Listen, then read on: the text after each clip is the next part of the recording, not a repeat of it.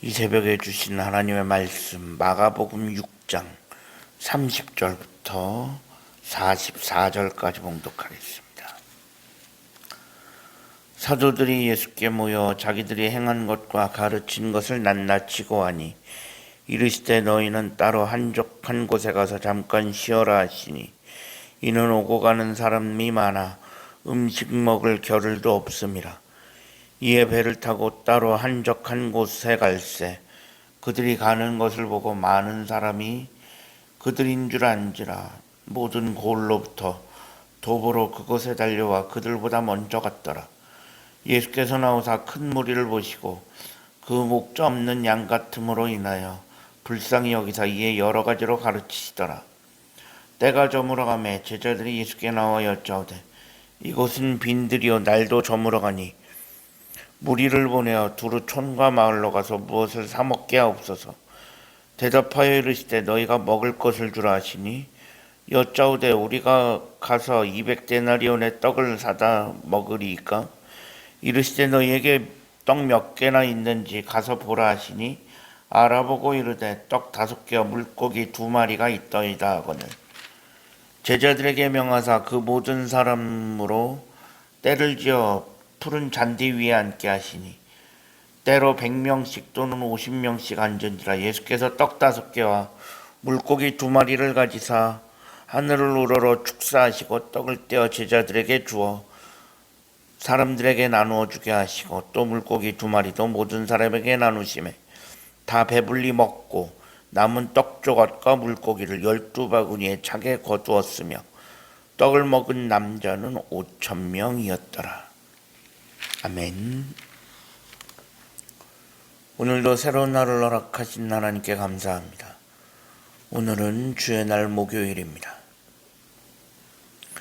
오늘 본문은 우리가 잘 알고 있는 오병이어 사건입니다.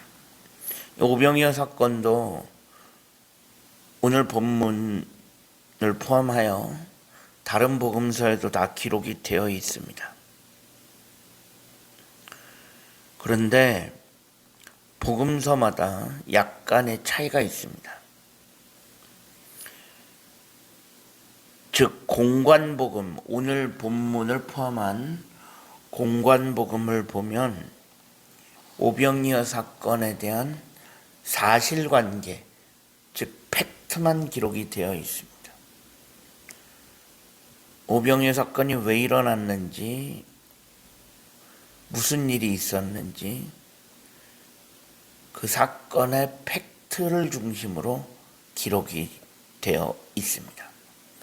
근데 요한복음을 보면 요한복음 6장에도 오병이어 사건이 기록이 되어 있는데 요한복음 전체에서 이 오병이어 사건이 들어있는 요한복음 6장의 분량이 가장 깁니다. 거의 요한복음 6장 전체가 오병이어 사건에 대한 기록인데 사건에 대한 팩트만 기록한 것이 아니라 그것이 끝나고 팩트에 대한 기록 이후에 이 사건에 가진 의미가 무엇인지 예수님께서 직접 풀어주시는 것까지 예수님께서 제자들에게 직접 이 오병이어 사건의 의미를 설명해 주시는 것도 담겨 있을 뿐만 아니라 이 사건 이후에 무슨 일이 펼쳐졌는지 이 사건의 의미와 파장까지 요한복음에는 다 기록이 되어 있습니다. 사실 이 오병이어 사건은 계획된 사건이 아닙니다. 오병이어 기적은 예수님께서 미리 계획하시고 준비하신 것이 아니라는 것입니다. 오늘 본문에 보면 예수님께서 사실 예수님께서 공생애가 계속되어지면서 수많은 사람들이 예수님께로 모여들기 시작했고 그러면서 예수님은 요즘 말로 말하면 정말 눈코 뜰 새 없이 바쁜 일정을 소화하고 계셨습니다. 오늘 본문 31절에 보면 오고 가는 사람이 많아 먹을 겨를도 없었다라고 되어 있습니다. 그만큼 예수님께 일마다 때마다 시간을 가리지 않고 많은 사람들이 모여들었던 것입니다. 그래서 예수님께서 작정하시고 조금 쉬고 싶으셨습니다. 그래서 32절에 가면 제자들도 사도들도 다른 데로 조금 보내시고 예수님도 제자들 몇 명과 함께 한적한 곳으로 가서 좀 잠시 쉬고 싶으셨습니다. 그래서 배를 타고 한적한 곳으로 가셨는데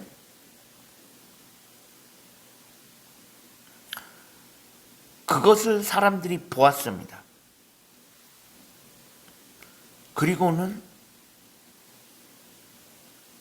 예수님이 배를 타고 도착하는 그곳에 어떻게 알고 또 어마어마하게 많은 사람들이 거기서 예수님을 기다리고 있었습니다.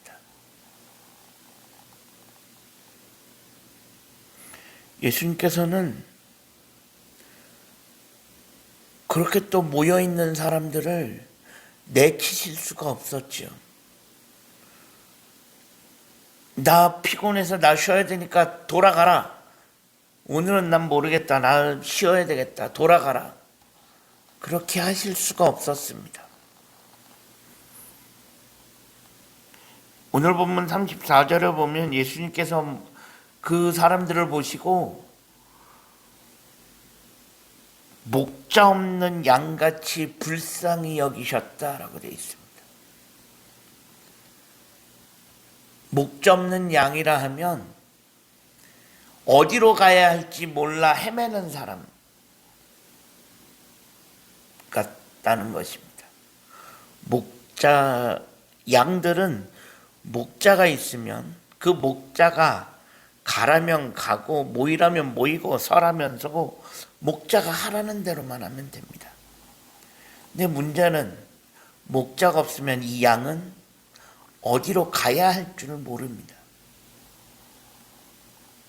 예수님께서 지금 모여있는 사람들을 그렇게 목자 없는 양처럼 보셨다라는 거예요.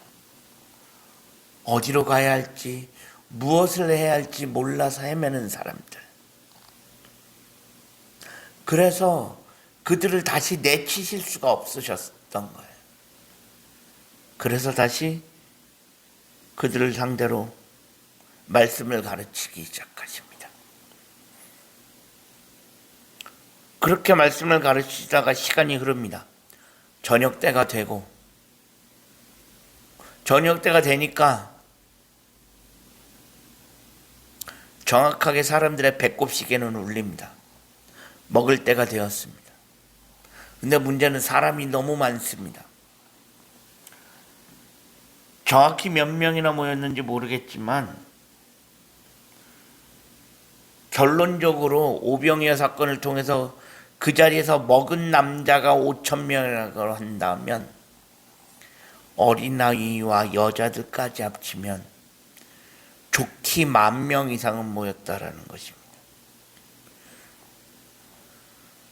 그렇게 어마어마하게 많은 사람들이 모여 있는데 이 사람들한테 무언가를 먹이는 것이 가히 쉬운 일이 아닙니다.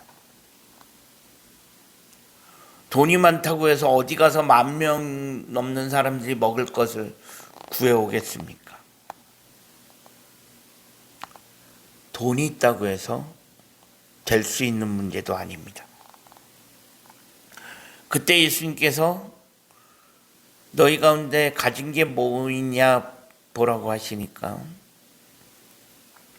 제자들이 떡 5개 물고기 2마리밖에 없다고 이야기합니다. 결국 예수님은 그것을 가지시고 축사하신 후에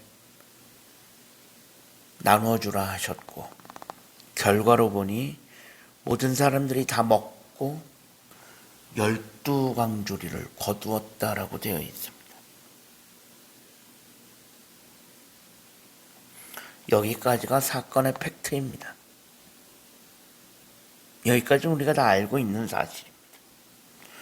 그런데 오늘 본문이 아닌 요한복음으로 잠깐 넘어가면, 요한복음에는 이 사건 이후에 이 사건이 가지고 온 파장이 한 줄 기록이 되어 있습니다. 그것은 뭐냐면, 이 사건 이후에 그 자리에 모여있던 사람들이 그 자리에서 예수님을 임금으로 삼으려, 왕으로 삼으려 했다라고 되어 있습니다. 요한복음에 그 한 줄이 들어가 있습니다. 이 사건의 파장입니다. 오병이어 사건을 경험한 사람들이 예수님을 그 자리에서 왕으로 삼으려 했다라는 것입니다. 충분히 그럴 수 있습니다. 먹고 사는 것이 부족한 시대에, 먹는 것이 문제가 되던 시대에 이 사람만 따라다니면 먹을 것은 해결할 수 있겠다라고 하는 그런 생각이 강하게 들었기에 그 사람들은 예수님을 그 자리에서 왕으로 삼고 싶었습니다. 다른 건 몰라도 먹을 거 하나만 해결해 주는 게 얼마나 크냐 라는 그런 생각 충분히 했을 것입니다. 하지만 예수님께서는 그런 사람들의 움직임을 알고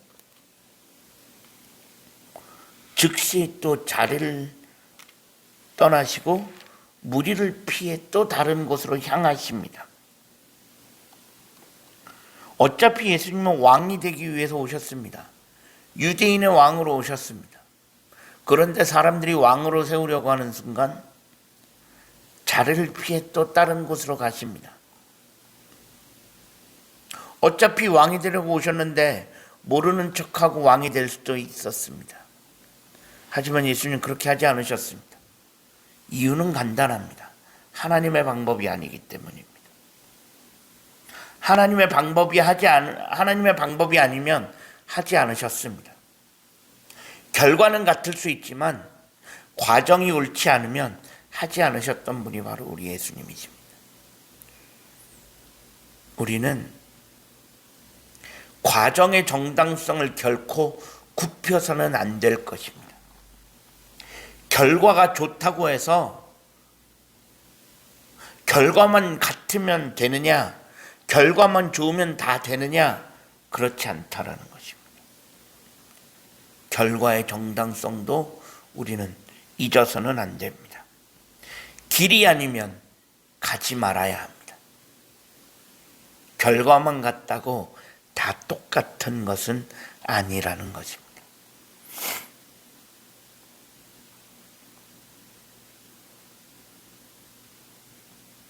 우리가 이 땅을 살아가면서 하나님의 방법을 생각하고 하나님의 방법이 아니면 하지 말아야 할 것입니다. 과정의 정당성을 굽히지 않으셨던 예수님을 기억하고 길이 아니면, 올바른 길이 아니면 가지 않는 우리 모두가 되어질 수 있기를 간절히 축원합니다. 기도하겠습니다. 하나님 감사합니다. 지난밤에도 편안한 쉼을 주시고 오늘도 새로운 하루를 허락하신 하나님께 감사합니다. 하루하루 살아가면서 예수님의 방법, 하나님의 방법을 생각할 수 있게 하시고 길이 아니면 가지 않게 하시고 과정의 정당성을 굽히지 않는 우리 모두가 되어질 수 있게 하여 주옵소서. 예수 그리스도의 이름으로 간절히 기도합니다. 아멘.